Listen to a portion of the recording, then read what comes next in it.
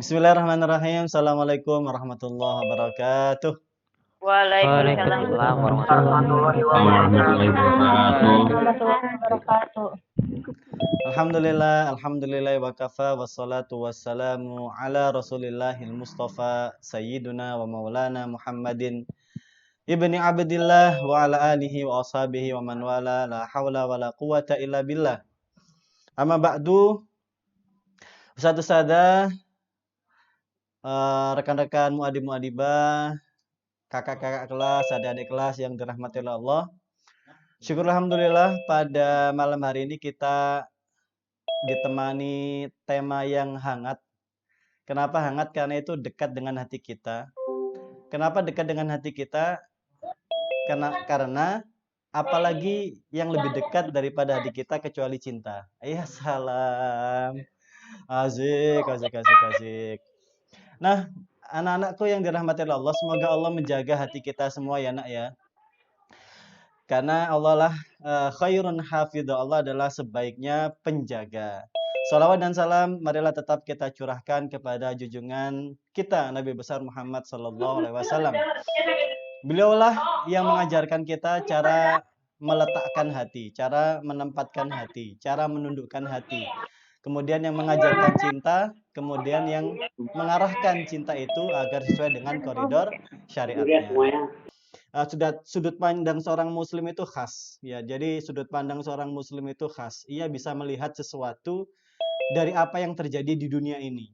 Ya, dunia ini kan fakta. Dunia ini kan fakta. Apakah kita akan tunduk pada fakta ataukah justru kita mencari fakta tersebut, kemudian bagaimana sih pandangan Islam? Menarik karena Islam itu mengakui cinta, ya kan? Islam itu mengakui cinta. Jadi kata siapa kita tidak boleh jatuh cinta? Boleh ya. Yang tidak membolehkan jatuh cinta itu, ya, itu adalah ideologi justru di luar Islam. Ideologi di luar Islam, ideologi kapitalis dan lain sebagainya, ideologi komunis, sosialis itu bahkan tidak mengakui adanya cinta. Ya, atas nama ideologi mereka bisa membunuh manusia ya tanpa belas kasih. Tidak ada rasa cinta dalam dirinya. Nah, berbeda dengan Islam, Islam itu mengakui cinta. Di dalam Islam itu ada cinta. Tapi bagaimana cara meletakkan cinta itu? Menarik, nak. Karena apa? Karena ini pelajaran bagi akhwat. Ini Bapak mengkhususkan ceramah ini sebetulnya untuk akhwat. Karena akhwat kalau dalam lagunya Blackpink ini kan akhwat yang sedang jatuh cinta. Wabil khusus atau mungkin dia sedang dimabuk cinta. Nah, kalau sedang dimabuk cinta, mabuk cinta itu kalau hari ini itu istilahnya ngebucin. Nah, ngebucin, menjadi budak cinta. Nah, gawat dia. Kenapa? Karena menjadi budak cinta, ngebucin, kemudian dimabuk cinta itu berbahaya. Kenapa? Anda tahu makna mabuk, Anda tahu makna khomer. Jadi khomer itu, ya, itu adalah sebetulnya ya terbuat dari anggur, terbuat dari susu, terbuat dari kurma, terbuat dari madu. Macam-macam bahan pembuat khomer yang memabukkan itu. Apakah bahan awalnya haram? Tidak. Ya, susu tidak haram. Kemudian anggur tidak haram. Kemudian madu tidak haram. Ya. Apa yang menjadikan itu semua menjadi khomer dan memabukkan? Jawabannya cuma satu, nak. Karena itu berlebihan, gitu. Karena itu berlebihan dan dibiarkan mengendap lama.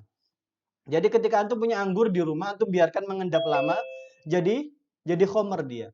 Antum punya susu di rumah, antum biarkan mengendap lama, jadi khomer dia. Madu juga demikian, antum endapkan jadi khomer dia. Nah, anak-anak yang dimuliakan oleh Allah pun demikian dengan cinta. Ketika cinta itu dibiarkan, yang tadinya itu adalah rasa fitrah dalam diri manusia, ya itu tiba-tiba akan berubah menjadi air bah, menjadi banjir yang merusak suasana hati kita. Dia akan menjadi memabukkan. Ya, kenapa? Karena dia dibiarkan, ya tidak ada aturan. Dia dibiarkan, ya kemudian akhirnya apa? Dia bak homer ya. Barang siapa yang meminumnya dia akan dimabuk kepayak. Menarik karena cinta ya, yang asalnya itu adalah sebuah fitrah dari diri manusia, tiba-tiba menjadi berbahaya. Lalu bagaimana sih cara mengatur cinta itu? Berbahaya nak ketika kita sudah dimabuk cinta, ngebucin ya, kita itu nggak akan bisa fokus.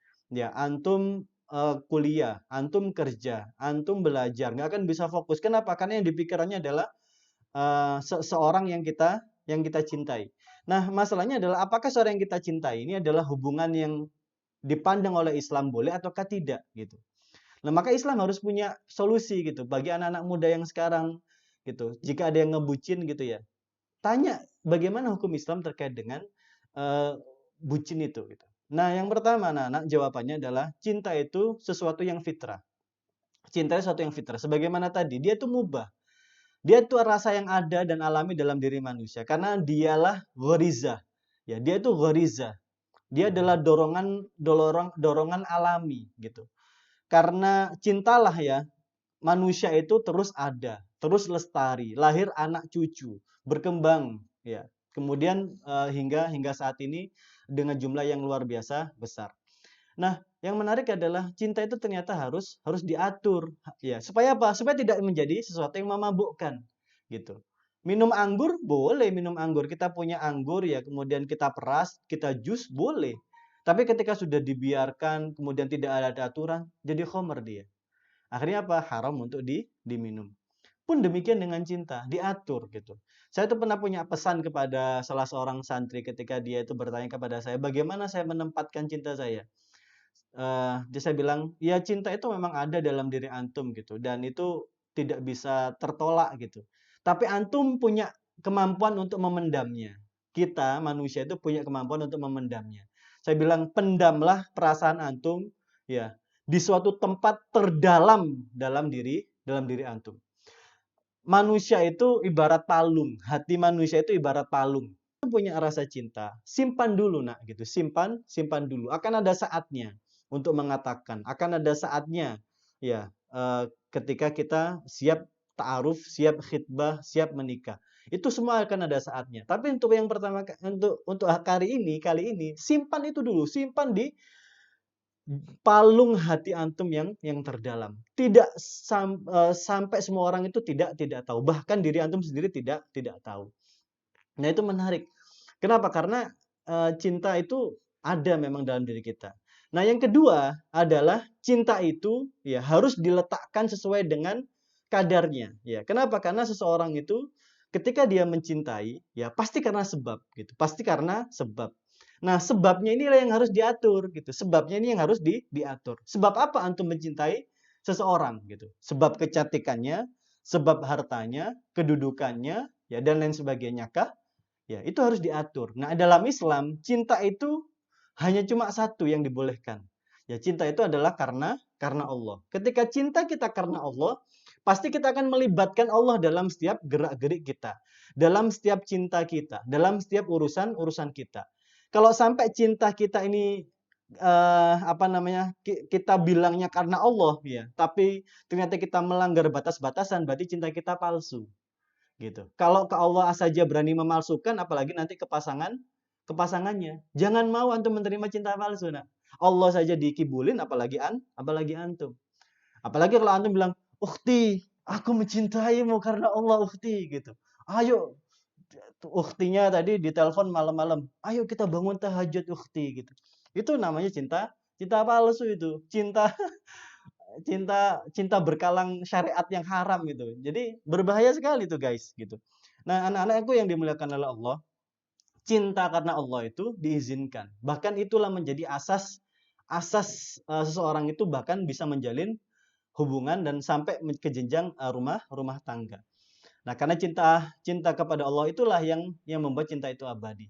Dan kadang-kadang cinta itu memang tidak dikatakan, ya. Cinta itu tidak harus dikatakan. Cinta itu adalah bentuk atau wujud dari sebuah pengabdian. Saya tuh masih sampai sekarang, sampai hari ini, istri saya itu nggak pernah bilang cinta kepada saya. Jadi istri saya itu, ini curhatan ini, istri saya itu nggak pernah bilang I love you, Bi, gitu, nggak pernah, gitu. Tapi yang menarik adalah saya bisa merasakan cintanya. Kenapa? Karena itu diwujudkan dalam bentuk kepedulian, dalam bentuk empati, dalam bentuk ketaatan, dalam bentuk ketundukan, dalam bentuk ketaatannya pada hukum syara, ketika ia menjaga diri, menjaga keluarga, mengasuh anak-anak saya, menyiapkan makan saya, menyiapkan pakaian saya, dan lain sebagainya. Itu adalah perwujudan cinta. Jadi jangan sampai ada yang mengatakan cinta itu harus dikatakan, tidak gitu. Cinta itu adalah wujud ya perkalian gitu ya. Kalau kata Ustadz Karebet, cinta itu adalah perkalian dari gitu. Perkalian dari ikatan yang suci karena Allah dengan apa? Dengan apa namanya? Dengan rasa atau dengan apa ya? Jadi cinta itu adalah perkalian antara rasa cinta kepada Allah ya dengan wujud pengorbanan. Nah, ini Gus Coy 2020. Gitu. Jadi cinta itu adalah perkalian antara antara rasa rasa kita kepada Allah ya yang diwujudkan dalam bentuk pengorbanan.